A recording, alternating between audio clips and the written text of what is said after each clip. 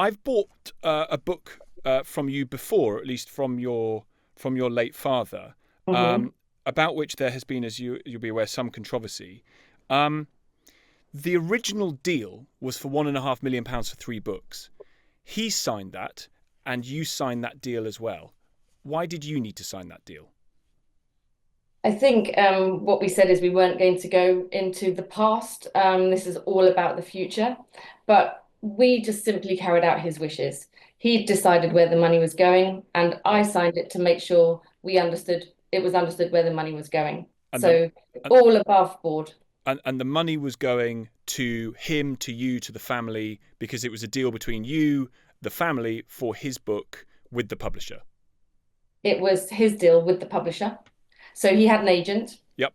and the agent negotiated the book deal.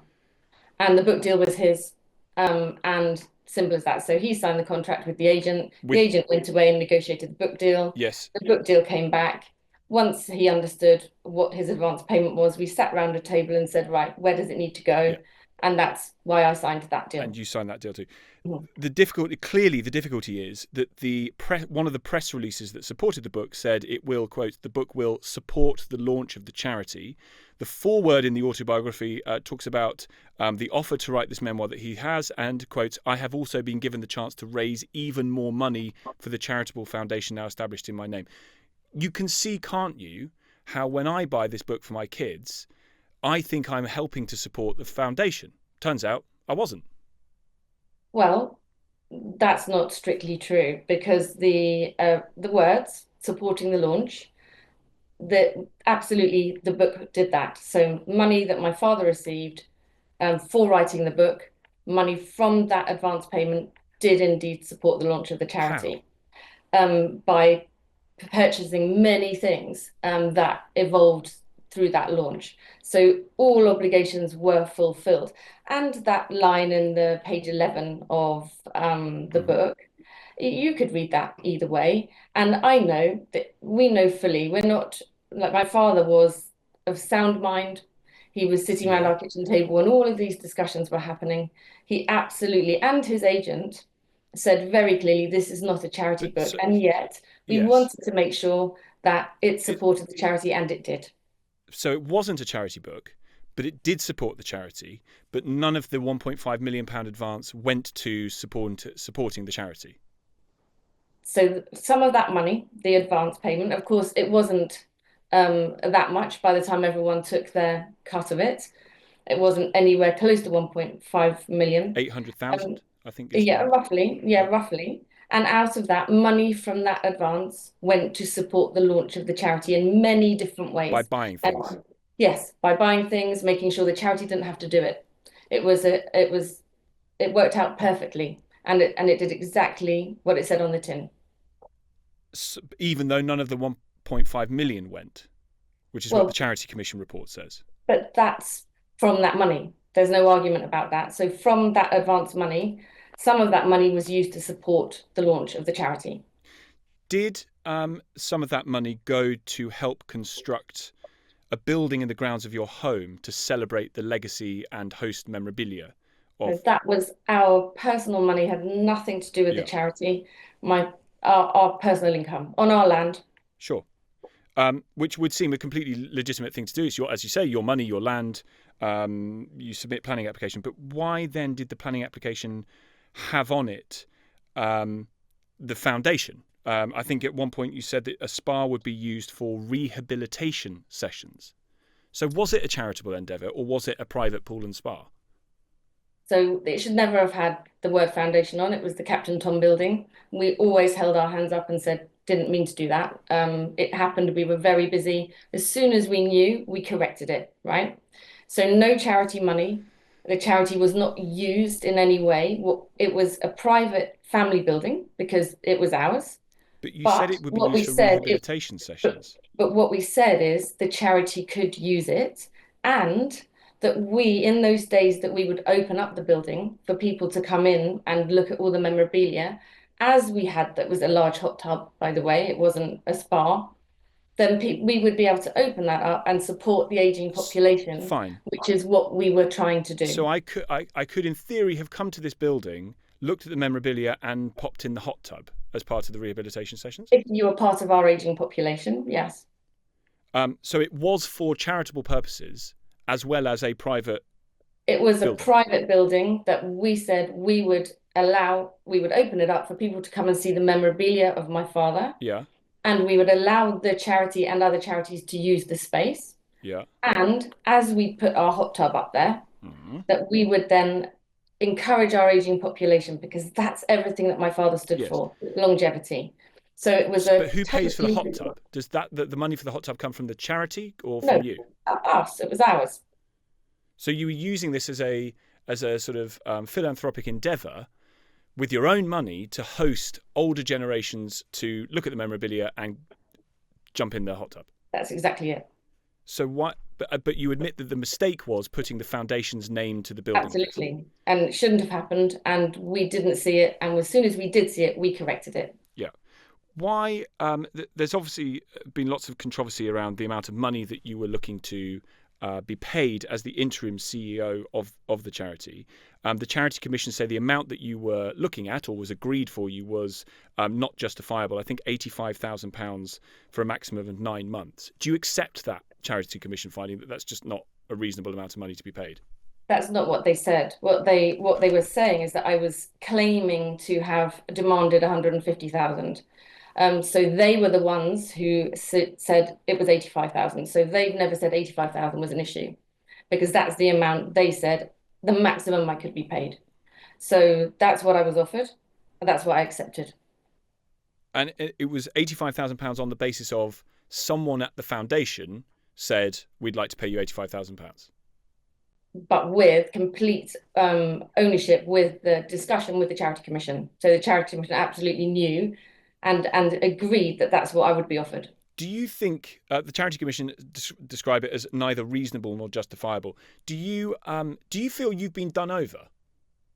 But they didn't, just to be clear, they didn't say the 85,000 was unreasonable or unjustifiable. They were saying that because I said I was earning £150,000 when asked, that they were trying to say that I had demanded that, which is not true. I was simply asked, what are you earning? So their issue is with the supposed demand, not with the 85, which in fact was 65, as you can imagine, when it's prorated down to 9 months. So look, in the end, there's a regulator that can act with impunity, and there is conflation and there is twisting of facts to somehow make us look guilty. But you have made real mistakes here, either deliberately, Hannah, or out of terrible mismanagement. You agree with that? Because I bought that book. Millions of people bought that book. We feel that you've done us over. Well, as I've said, that there was never, it wasn't stamped as a charity book. There was no charity agreement. There's no contact. It says in the book. Charity. I'm sorry, but it says in the book that from your father's words that he's been given the chance to raise even more money. There's a press release. You work in PR. There's a press release that said the book will support the launch of the charity, and you say did. So it did have a role to play in the charity, but that money went to you. So you can see why people feel like you use this to make personal gain. Now, that's a perfectly legitimate thing to do. You can make your own money from this, but you can't mix it up in charitable causes. So I think just let's unpick that a little bit. It was my father. It was his money, right? He was alive. He was alive for a whole year after he received that money. And, well, maybe our biggest mistake is saying we would support the launch of the charity. We didn't have to. Mm-hmm. It wasn't a charity book. Mm-hmm. It was never a charity book. So why did you? Because we thought we were doing something lovely. And money from that advance supported the launch of the charity.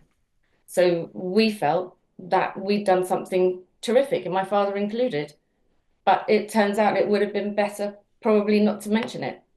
Do you think the business with the spa and the pool and the hot tub and everything, that also blurred the boundaries? That also maybe could be seen as misleading people? Although there was never any money from the charity ever spent on any of it. No, but that word foundation at the beginning was a total mistake, but repeatedly we have said we took it out as soon as we recognized it, And the charity didn't suffer in any way. That's what we've got to think. Did the charity suffer? No. You have suffered, I think, possibly reputationally as a result of all of this. Do you, once your ban is over, do you want to start up charities again? Would it be something that you'd want to go into? Look, I think I've made peace with a lot of what's happened over the last few years because ultimately we own the truth. And what I can't sit here and do is persuade people that the narrative they're reading is wrong. I have to accept that people can look at this in a different way. But we and my family and I, and my father, if he was around this table, would say they own the truth.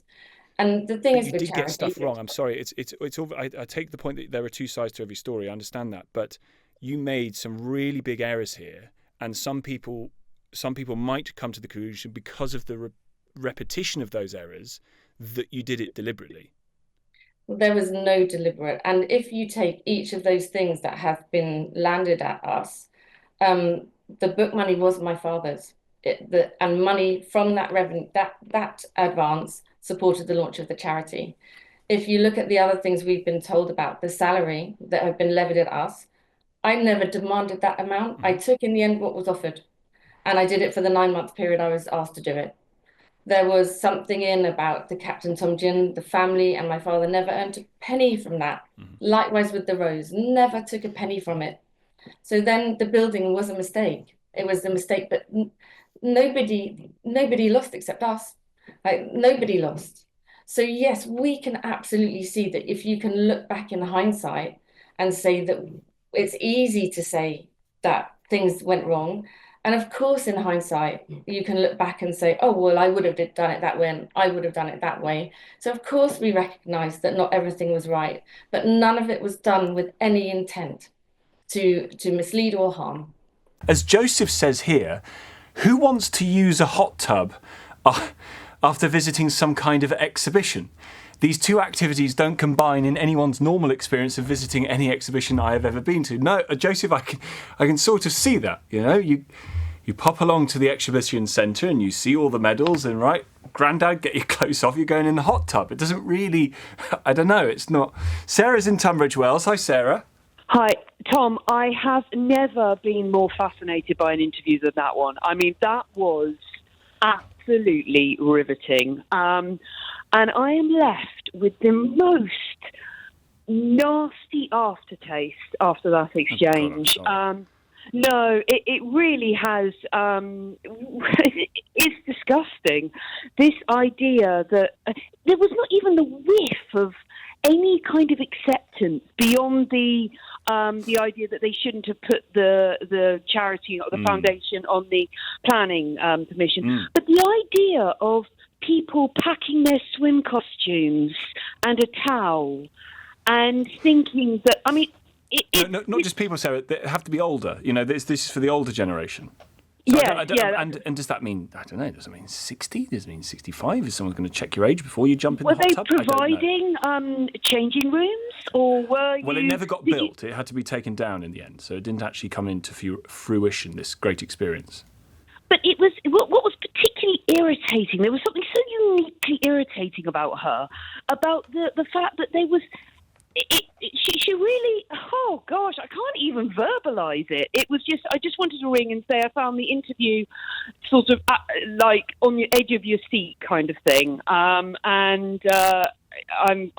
really, I don't think I can actually recall being more sickened by someone. All right. Well, yeah. Sarah, listen, as I said to Mrs. Ingram-Moore, there are two sides, and it's important to hear from the other side of the story, whatever it is. It's very important to hear from the other side.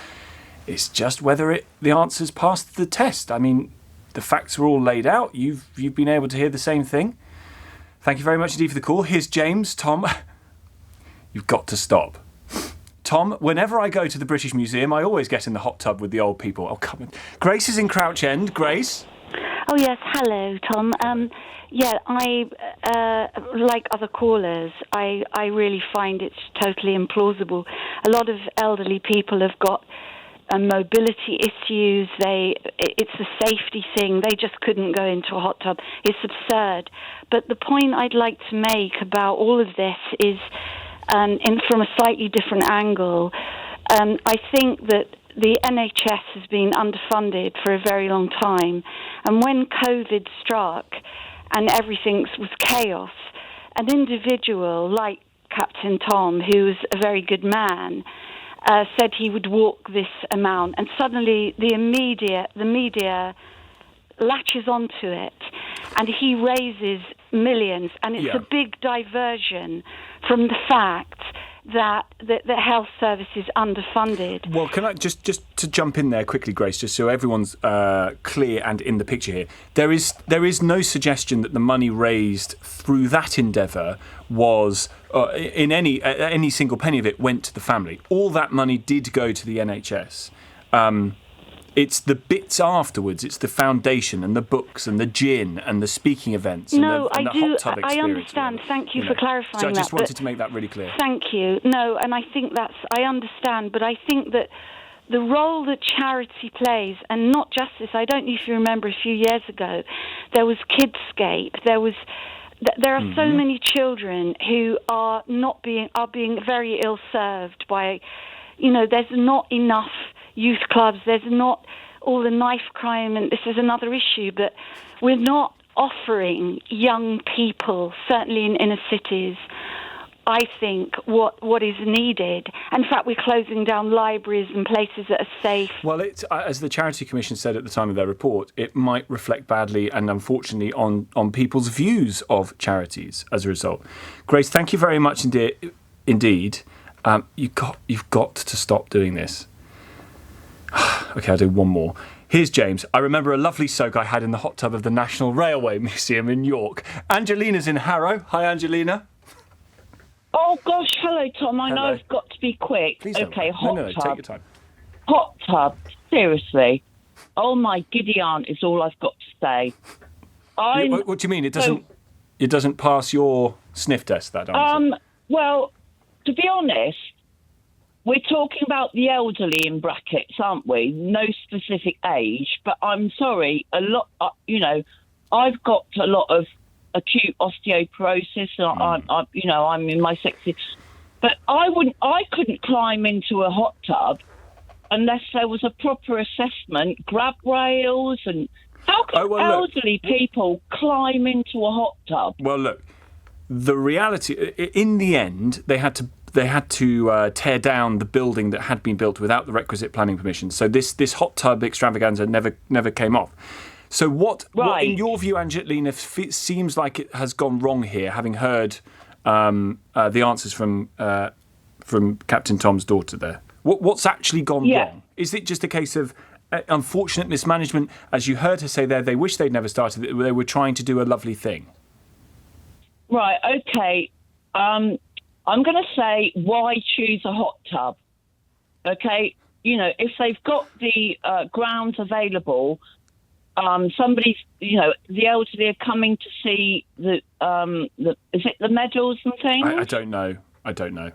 Apparently, I think that was the idea, that it was for memorabilia.